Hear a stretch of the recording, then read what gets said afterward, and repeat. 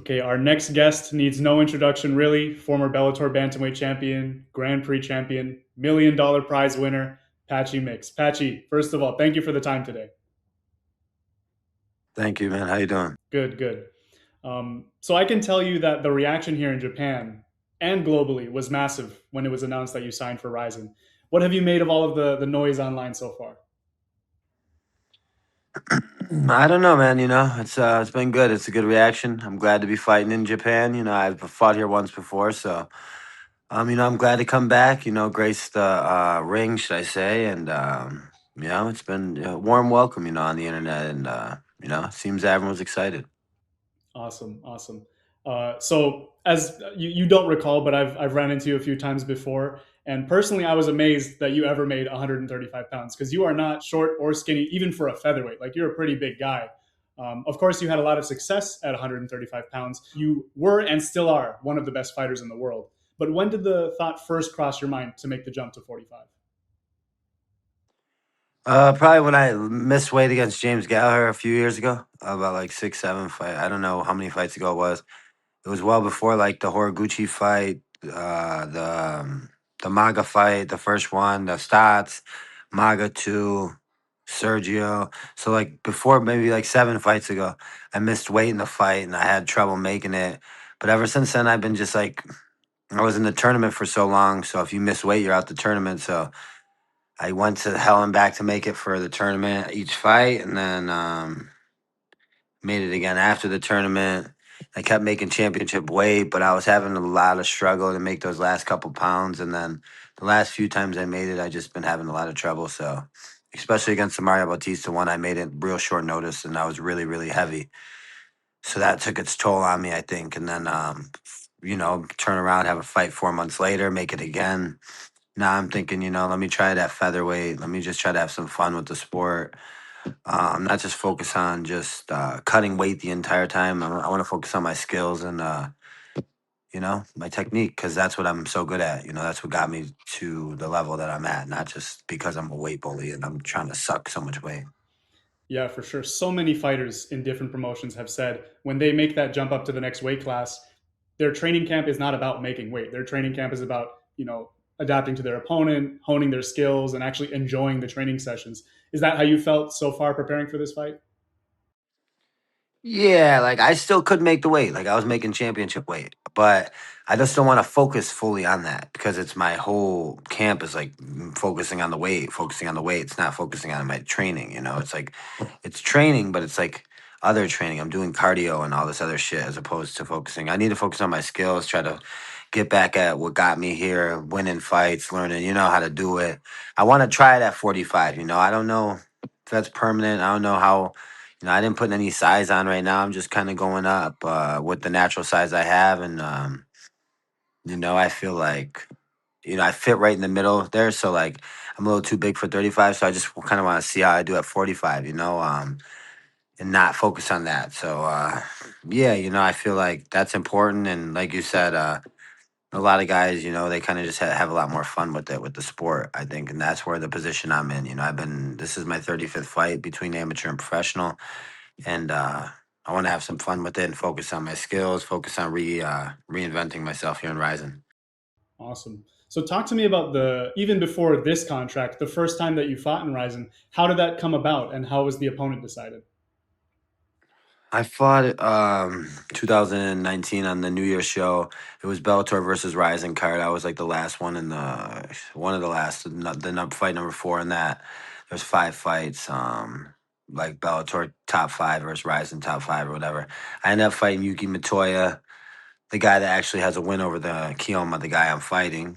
So Um, yeah, I fought him years ago. And Yuki was like well established in Japan at the time. He went on to fight for that Ryzen belt multiple times. He's got like 20 something fights in Ryzen, so it was a good fight for me and it was a good win for me. It aged well. Awesome, awesome. And then fast forwarding to 2026, I guess how did you come in contact this time, and what was the discussion like just making this contract happen? I don't do the contracts out. Ali does, so like I'm not sure how he made it happen. You know, uh I'm really well established. 6 months ago, I was 20-1 before that Bautista fight, and I was well regarded as one of the best, probably the best bantamweight, one of the best bantamweights in the world. So dropping back to back fights, granted the Wicklax fight, I really do believe I won, but I should be sitting here 21-2. Dropping those fights, I didn't know. I didn't know I was getting cut until Ali kind of told me, and then he said, "Where do you want to go?" I knew it was going to be PFL or RIZIN because those are the two biggest promotions in the world, and I fought for both of them. Um, Now I have a win over Yuki Matoya, who, he's fought for the RIZIN belt. I have a win over Kyoji Horiguchi, who's a multiple-time RIZIN world champion, and I have wins over all the guys that beat Danny Sabatello. He has the 35-pound belt.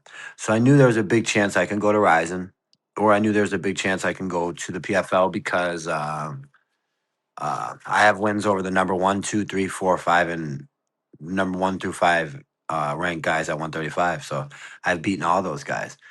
So yeah, I didn't know where I'd go, and I kind of just lived for a long time at PFL and the American promotions, and I just wanted to I don't know, RIZIN sounded cool, sounded different, and kind of like the landscape of it. I like the opponents, I like the opponents, whether it be 145, 135, a catch at 140.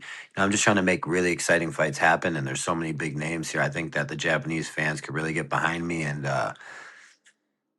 they could really respect my fighting style.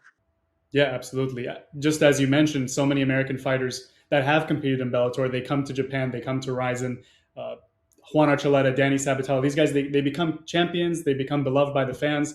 Did seeing any of that kind of factor into your decision coming to RIZIN? No, I don't really. I like Juan though. Juan's my boy, but nah, I don't really. I don't really. That didn't really factor me. I don't know how big they are in Japan. I think you have to go to Japan to see it.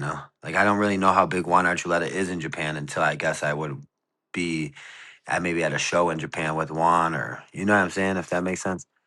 But yeah, like, but Juan's success and Danny's success, the way the belt looks, and the way that, like, I have my own like experience with RIZIN because I fought on their biggest show, one of their biggest RIZIN 20 is like one of the biggest shows that's ever happened. It's top 30 in the world for fans. Like, there's like fucking 30, 40,000 people there.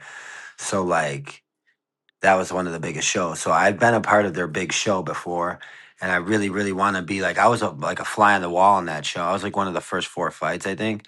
I want to be a headliner on that. I want to be the guy. Like back then, it was Manel Cape. He was nasty, bro. I train with him now. He was just like he knocked out Kaya Asakara that night, and dude, he was just nasty when he did it. So like, yeah, like those. I kind of see that, and that kind of inspired me most. Like, thinking back to when I fought on them, like I really, really want to fight there again. Yeah, I wanted to ask you, like having fought at RIZIN 20, one of the biggest RIZIN shows ever, even fans till this day still talk about how amazing that show was. How does that stack up in terms of everything you've done in your career so far? Obviously, becoming a champion, I would imagine, is the biggest thing, but just the experience, how would you compare? I'm a 3-time world champion, so like those were all great fights. I fought Sergio Pettis in his hometown. I won $1 million in Hawaii. I fought the Blaisdell Arena twice. I beat Rufian Stats and Kyoji Horiguchi there. I choked out Magomedov in Connecticut. I fought James Gallagher at the 3 Arena in Dublin. I fought, but like I fought at Madison Square Garden for my debut in Bellator. So like I fought everywhere. Prudential Arena for UFC in front of Donald Trump, Las Vegas T-Mobile Arena here. So like everywhere I fought. But like RIZIN 20, I fought the Super Saitama Arena. That shit was sweet, man. That was the coolest one. Signed autographs like for a crazy amount of time. The fans loved you. And I was a young kid back then, like 6 years ago. Now I have all this hype and I'm coming back. Like I don't realize how much hype I have coming back to the promotion really because I've done so much stuff outside of it. Granted, I'm coming off but I'm coming off a 2 fight loss streak. But it's like I have a lot of hype because those guys I fought, I fought number 7 in the world on 3 weeks' notice, and then I just fought the KSW champion to a real close split decision, and that dude's he hasn't lost in 6 years. So it's like these guys are good, you know. So it's like I have a lot of hype coming to the promotion still, and like I don't really see it until like I kind of did the press conference, and then I start seeing all this social media stuff. Man, it's huge and it's blowing up, and like you know, I think they had some people come shoot me today for RIZIN or the Japanese up next. I think you next, and it was they were just talking about how big it is, how excited the fans are. So I wanted to ask you, coming into RIZIN, did you want an immediate title shot at 45, or did you want a fight before that? I would have fought the media title shot, but I think what's the champ's name? Rajabali Shadulayev. Raja. Yeah, Rajabali Shadulayev. Like coming in, I could have fought a media title shot probably at 35 or 45. 35, I'd need like 3 months to make weight, you know, like I'd need like 12 weeks. But I just didn't want to go and struggle, you know, like I know I could beat Danny because I've beat all the guys that beat him. No offense to him. I respect Danny. But I just didn't want to go on this diet and freaking sit on a diet for 3 months. So I was like, okay, I'll go to 45. At first, I initially thought I was gonna fight, yeah, Shadulayev, that guy. I thought I was gonna fight him, but then they came back, and I think he's in Ramadan right now. So like that fight didn't happen. But like I wasn't opposed to it. For me, I just want to fight anybody right now. For you know, I want to get the sour taste out of my mouth. I just lost a close split decision where I freaking cut all this weight, got a little sick.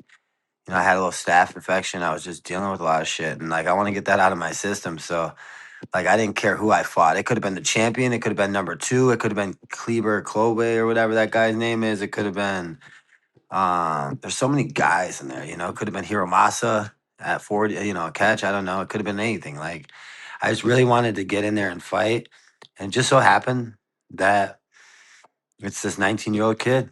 And, you know, I'm excited about it. Yeah, you mentioned Danny Sabatello. He actually did like a Twitter space or an X space, whatever you call it. And I jumped on there and I asked him like, hey, like I'm actually going to be interviewing Patchy soon. Do you have a message for him? Oh, I heard, you're going up to 45, so best of luck at 45. But if you come down to 35, like, I'll take you on, no problem. I'm paraphrasing a bit, but that's basically what his message was. I guess what's your response to that? Yeah, yeah, yeah. No, I'm just, you know, good luck to him. I like Danny, you know, he's cool. He's doing his thing at 35 right now, and I'm doing my thing at 45. So, you know, if I do go down or he goes up or whatever, I mean, we'll meet. But right now, I got some business in 2026 to handle. And it's just, you know, he's not in my sights right now. You know, the only guy, I'm not really even thinking past this fight. Like, I went in the UFC and I said to Mario Bautista, I'm looking through him. And that's the mentality I had to have. But, you know, um, I'm not looking through anyone this time. You know, this time right now, I'm focused. And I'm not focusing past anything. Like, you know, the only thing I'm focusing on is Akimoto. And like, yeah, like he's a 19-year-old stud. And shit, man. I don't know. I think 2, 3 years ago, where was I at? You know, and where was he? He was 16 years old. 2, 3 years ago, I was a multi-time world champion. And I think 16. What was I doing at 16? I was 45-1 as a wrestler in high school at 16 years old. I was going to the States. I'm just thinking this kid never wrestled a day in his life. Like, you know, I don't know. I just think that I don't know. He looks good against the guys he's fighting, but he's not fighting guys like me. He's fighting guys 0-3, 9-10, 9-14, 19-14, 8-4. Like these guys aren't the guys like me, you know? I fought really, really established guys in my career. I fought in world champions for the last, you know, or contenders to be world champions. And I just think that's, you know, I'm a different level. I think it's a complete mismatch. Yeah, no, you read my mind. That was going to be my next question. Obviously, Kiyoma is so young, just 19 years old, and he just hasn't faced the level of competition that you have. And I think I know what your response will be. You kind of just laid it out there. But considering your resume, considering his resume, and you said you're not, looking past him, you're just focused on this fight. But deep down inside, isn't it kind of difficult to truly believe like, oh, I have to prepare for him as if I was preparing for a world title fight? Like, is it kind of hard to fight that feeling? No, cause like I'm the type of fighter like I like even when I fought my world title fights, even when I fought Mario Bautista, like he's fighting tomorrow night, and if you look at his face, he had like I didn't go and get stitched up after that fight. Like he had stitches in his mouth and his face somewhere else. Like I cut him twice. Like my last opponent, I cut his face. Granted, he elbowed me right in my eye socket and kind of blew it up. But I cut his face. He'll always remember me. Like a lot of these guys, I put Magomedov to sleep. Like, a lot in stats. I knocked him out unconscious. Like they'll remember me forever. Like this kid, I don't really look like when I'm thinking about it, oh, I have to beat someone. I never think of how or anything. I think like I have to disable that kid, like try to like physically disable him from like continuing fighting. So like that's all I think about, like in order to get my win. Like, and I'm very good at doing it in a sleek way. Like I can submit you and strangle you and get underneath your neck. And I'd like to get underneath the kid's neck, but if I have to, like, man, I've been pent up for a while. Like he's gonna be trying to put me out. And he's gonna be trying to catch me. That's his thing. He has like quick hands and he's gonna be trying to catch me. But let me tell you something. He can't grind with me. And like I'm telling you, if he was in my practice room, I don't know. I don't think he'd last with all my teammates. So like I just think like, he's got a good game. He's very bright future, very good. But I want to grab him and show him like what it feels like to be underneath Patchy Mix. And like a lot of those positions that Yuki Matoya had him in, if I put him there, I can like if I want to, I could submit you. But with the rule set they're giving me and what I can do to you, I could really change you forever. Like if they don't save him. So like I'm just thinking like in that sense, I'm not playing like, I'm not looking past him. I'm looking trying to like really, really hurt him, disable him. Like in the fight, should I say, not permanently, but I'm saying disable him in the fight so I can put him in a choke or hurt him to where he can't continue or finish. And I want to put him away, but I don't want to I want to put him away viciously. Like, I want to hurt him. Yeah, no, it's a brilliant response. You're hitting all of these things that I wanted to ask you about. Like you mentioned, you knocked out Rafian Stotts. You've used your striking throughout your whole career to really set up your wrestling when necessary, and you've shown so much competence on the feet. Do you see this fight really as a striker versus grappler matchup, or how do you see this matchup happening? Fuck no. The hell no. Like he said that at the press conference. He's the best striker. Dude, Mario Bautista just put down Umar Nurmagomedov with a head kick. Put him on his ass. Like that dude didn't come close to put me on my ass. He fucking moved away from me and punched me in my chest a bunch of times. And I was like, I hit him with 122 strikes. I'm just thinking like Magomedov just beat Saradov Hamidov, and he got caught by Look at Sergio Pettis. I beat Sergio Pettis. That motherfucker can strike better than him. I don't care what he says. Even Yuki Matoya. I mean, not Yuki. Kyoji Horiguchi has mad knockouts. He knocked out Ian McCall. He dropped Manel a couple times. Granted, Manel will beat his ass now, but like, I'm just saying, man. Like he just beat up Tigir Umblenkov, whatever. Like this guy said that he's got the best striking. That's not striker versus grappler, dude. I can strike with the best strikers too. Like I just got off the couch on 3 weeks' notice, cut 30 pounds, and struck with Mario Bautista for 3 rounds straight. Like, um, that's not what I'm gonna do with this kid, but I'm just thinking like, okay, I don't got to cut no weight. I'm fueled, ready to go, and I could shoot 100,000 takedowns. And I never reach down to your legs because I don't need to. So, good luck trying to stop me. You know what I mean? That's what I think. So obviously, with a win here, you do imagine like basically you've earned a title shot without any question. No, I didn't earn anything. Like this kid's 19 years old. I don't know what is he. Why is he so good? He's beaten absolutely nobody. All he did is lose to Yuki Matoya. I don't know who he's beaten. He beat Serguyu Ni, and that guy's 19 and 14. Like I just fought a guy 19 and 1 a couple fights ago. See what I'm saying? Like I don't know. He doesn't do like I don't know. I don't think that earns me anything. Like if I really want me to be honest with you, maybe I could go down to 35 and fight for that belt. That's where I've earned my shot because but at 45 there's other guys in the division, Like if I'm at 45 right now, I don't need to rush that title shot right away if I want that one. And if I'm going to go for it, which I think that's that's where I'm going to kind of have my sights set on is 17 and OCAT. But it's like if I beat this guy, which I want to, I want to beat him. There's a lot of other guys in the division that I could still continue to, because I'm at if I'm at 45, I want to. get my experience here, you know? I don't want to just like, you know what I mean? Before I fight my world title fights, like if I could fight this guy, and they have like how many shows this year? One every month or something, right? The big boss, Mr. Sakakibara, said last year that they want to do 9 or 10 events starting from March. So if you do the math, it's something like that, I guess. Yeah, I just heard that Tony Laramie thing. Laramie said the same shit. Yeah, like what he said. I don't retain water because I'm at 45 now. So, like, I can make weight every damn month. So it's like, okay, let me fight this one. Give me another fight at 45. And then on New Year's, me and that dude headline the show.